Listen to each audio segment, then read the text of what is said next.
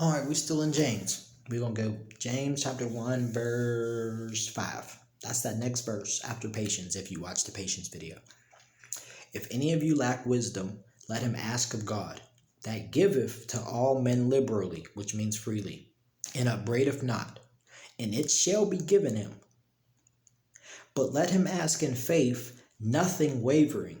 For he that wavereth is like a wave of the sea, driven with the wind and tossed. For let not that man think that he shall receive anything of the Lord. A double-minded man is unstable in all of his ways. Okay, that's deep too.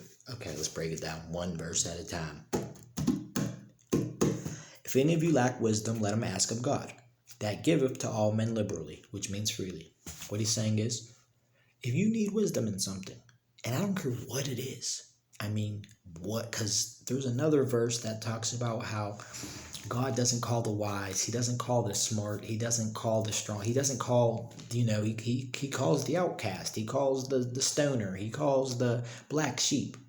So what he's saying is, if he calls the unqualified, and then he makes them qualified, part of that is they may need to know something that they did not know. And let's be honest, giving your life to God does not all of a sudden just make you a scholar, even in the Bible. Giving your life to God doesn't mean that you understand the worth for out thous and all that. Even so, you may need wisdom even reading the Bible. And God is saying is, if you need wisdom, he doesn't say if you need wisdom for this or that. No, he says if you need wisdom. Whether it's you need wisdom for the Bible or you need wisdom on filing your taxes, you need wisdom on a relationship, you need wisdom on raising that child, you need wisdom on what to do with your money, if you need wisdom on how to balance a checkbook, whatever it is, because God is all knowing. So I don't care what it is. If you need wisdom on you're trying to go back to school, whatever it is, he says if you need wisdom, ask me. But if you're going to come asking me, you better ask me believing that I'm going to give it to you. Which means don't come asking me for relationship advice and then turn around and run to Facebook and take their advice. If you ask me for relationship advice, you need to wait on me to give you the answer. Don't come asking me for advice on something, but then pretty much living a life and showing me as if you're not waiting on me to give you the answer. You get what I'm saying?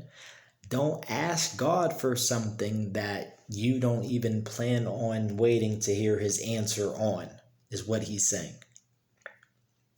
And just don't ask me for wisdom, not even believing that I'm going to give it to you. Don't ask me for wisdom to read this Bible and then yet never pick up the Bible and try to read it. He's saying if you ask me for wisdom to read this Bible, you need to then approach this Bible as if you are going to get the wisdom that you need because you ask God and you believe that he's going to give it to you. That's what he's saying. If you ask God for wisdom in that relationship, you need to then start approaching that relationship as if you are about to have more wisdom in it.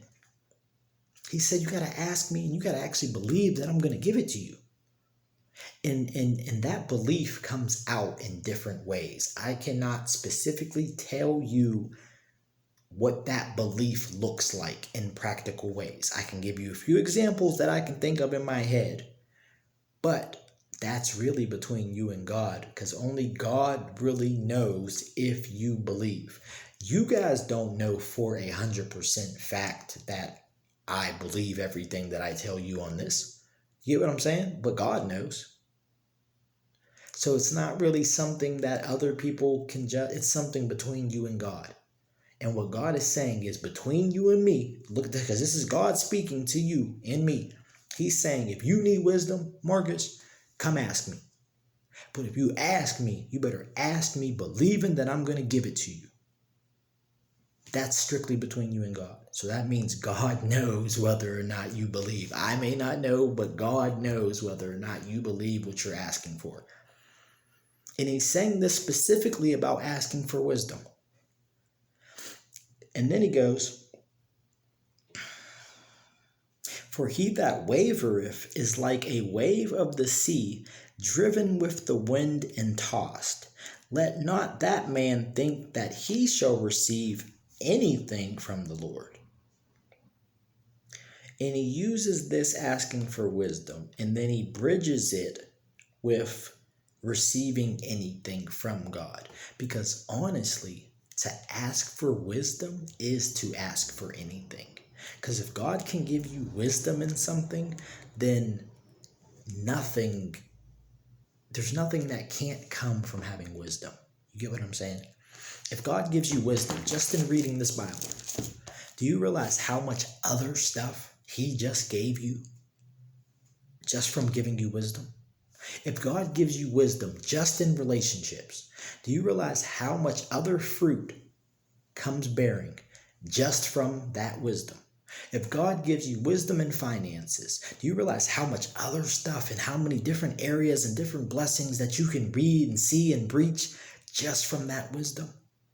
So what he's saying is, when you come to me asking me for this big thing that's going to do big things in your life, you need to come believing big.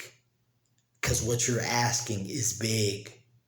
Because wisdom, it says in the Bible, wisdom profiteth all things. It literally, wisdom is the most important currency that you can have. More important than money. I know dummies with money who lost the money.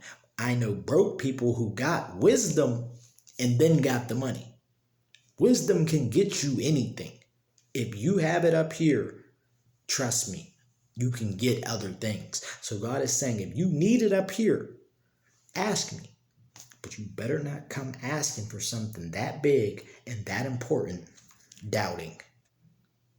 And he says, because when you doubt, you're like a person tossed to and fro.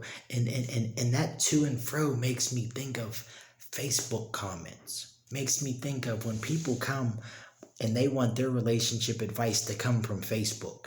And how many different opinions and back and forth and tossed to and fro happens because we come to Facebook with our problems. God is saying, you either going to come to me or you're going to come to Facebook. Because if you come to me, I better not see no post for you asking the same thing that you just asked me last night. Now you asking Facebook. That's what he's saying. And I don't know why, but that sea with the wind and toss to it just makes me think of social media. It makes me just think of when someone comes and says, guys, what do you guys think of this? And you just, the comments just go back and forth and people are arguing and they're all over the place. God is saying, you're either going to take that wisdom or you're going to take mine. Because if you come take mine, don't be over here trying to get that wisdom too. Then he ends it with, a double-minded man is unstable in all of his ways. Remember how I said he went from talking about wisdom specifically, and then he bridged the gap to all things. And then I told you, because wisdom can get all things. So what he's saying is, just how the wisdom can give you all things, the opposite of that wisdom is being double-minded. And he's saying, a double-minded man who doesn't have wisdom, a double-minded man is the opposite of the person who asked for wisdom. And a double-minded man, just like a wise man can get all things, he said a double-minded man is unstable in all things. Just how I was breaking down, just how one little bit of wisdom in one area can bring about so much different stuff. What he's saying is, that double-mindedness can bring about all kinds of different stuff too, but it's going to be the opposite of wisdom. That's why it's all connected. That's why it goes from talking about wisdom to don't ask me for anything to a double-minded man is unstable in all his ways. It's all connected. Because what he's showing you is you're on one side or the other. You're on the side of wisdom where you come asking for wisdom. I give you wisdom, and then that wisdom bursts into all types of fruit and all types of good and all types of different areas. That wisdom can go across the board in your life and do things across the board. But on the opposite of that, being double-minded is going to have instability across the board. And what he's saying is, you can't have both. You can't be wise and unstable. Those are two things that you just can't be at the same time. He's telling you you're either one or the other. Just like you're either going to hell or you're going to heaven. You can't be both. You can't be a bit of both on these things. And I'm a bit of both type of guy. I say a bit of both about a lot of things. We gonna get a Burger King or Arby's? A bit of both. But in this area, what God is saying is, you're either going to let wisdom come, and that wisdom is going to hit every area of your life, or you're going to be double-minded without wisdom, and instability is going to hit every area of your life. So what God is basically saying is, come ask me for wisdom. But know that this wisdom that I give you is going to stop you from being unstable. So what he's basically saying is, don't come asking me for wisdom if you're still planning on being unstable. Because you can't have both. Instability cancels out the wisdom for prayer. So if you're the prayer for wisdom, sorry. So if you're coming to God asking for wisdom, you need to be prepared to be stable. I'm trying to say it the right way. Okay, I got it. Stability is the only environment wisdom can live in. That's it. I can't say it no better than that. I did it. Yeah, I did it. I personally can't say it no better than that. It's the only environment. If you want wisdom, and trust me, wisdom is more, it even says it in the Bible, wisdom is more precious than rubies and gold, because wisdom can easily get you rubies and gold and other stuff. But wisdom, the only environment that wisdom can live in is stability. If wisdom was a plant, the soil has to be stable. It's the only way wisdom grows is in a stable environment. You cannot be wise and unstable. You're either one or the other. And God is saying, I can make you one, but if you want this one, you got to be ready to give up the other one. And it sounds like an easy, why wouldn't I just want wisdom? Why are we even going so hard on that it's a choice and it's back and forth? Because just like God is saying, ask me for wisdom and I'm going to give it to you, but don't ask me doubting. And it makes so much, and it makes you think like, well, why would I doubt? Lord, I'm going to ask you for wisdom and I'm going to get it. Why are you making it seem like there's a catch? No one's going to take the catch. But yet, how many of us are unstable? Let's be honest. How many of us? I know I've been unstable. How many of us are unstable in the same areas we pray about? Praying about relationship advice. Swiping left on Tinder. Praying about faith. Never once picking up our Bible or reading a sermon or watching a sermon or even,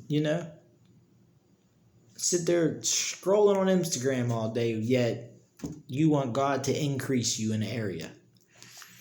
And I'm trying to once again say this like it's in my head. I'm trying to get it out to you in a way that makes sense. So, God says it like this, and I'm saying it like this, because as easy as this sounds, a lot of us, our comfort zone, what we're used to, what we're comfortable with, what we've always done is being unstable. So as good as it just sounds when you hear the choices, and of course, it's just like how you think, if it's heaven or hell, who's going to pick hell? You'll be surprised. People pick hell. Not all of us are going to heaven. So it's one of those things. So yes, on paper, when you see wisdom or instability, you would ask yourself, well, who's not going to pick wisdom? But once again, you'd be surprised. People pick instability all the time. Because wisdom, like I said, comes with so much and does so much. It's a responsibility. And a lot of people can't handle, I'd even go as far to say, don't want responsibility. And having with this prayer right here is not for everybody. Not everybody is in the area or the season of their life where they are ready to come to God saying, I'm ready for wisdom. To be honest, some of us aren't through doing dumb stuff. Some of us aren't through being unstable. Some of us still like getting our paycheck and just buying what we want and not paying our bills. So, though it seems like an easy choice, trust me, you will know, honestly, one, that not everybody's ready for this because God has a clause that excludes people. So obviously, this prayer, this whole promise, this whole section about wisdom is a level, which means that not everybody's on that level yet. But it doesn't mean you can't get there. If you heard this and it hit something in you like, oh, I need that wisdom, I'm about to pray for it, and I'm ready for it, then this word is for you. But if you heard this and it made you think like, I don't know if I'm ready to, be responsible with my taxes and such. I still like, going to that one guy who gets me that extra couple thousand. This isn't for you. You're not ready yet.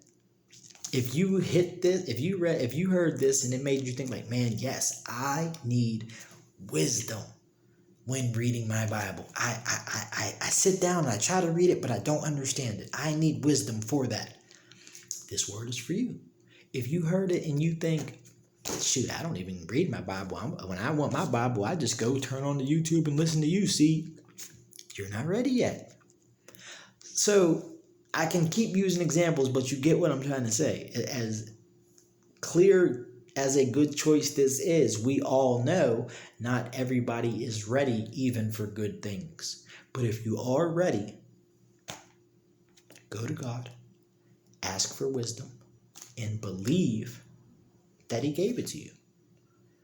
And once again, that believing is in different ways. That's not on me to judge whether or not you believe. That's between you and God. God bless.